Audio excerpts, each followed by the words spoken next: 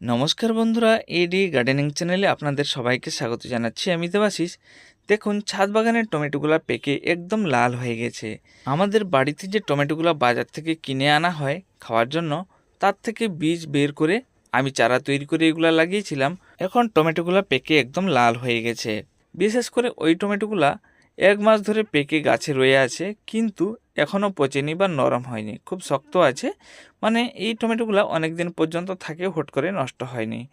এর যে স্কিনটা একটু মোটা, কিন্তু খেতে দারুণ লাগে।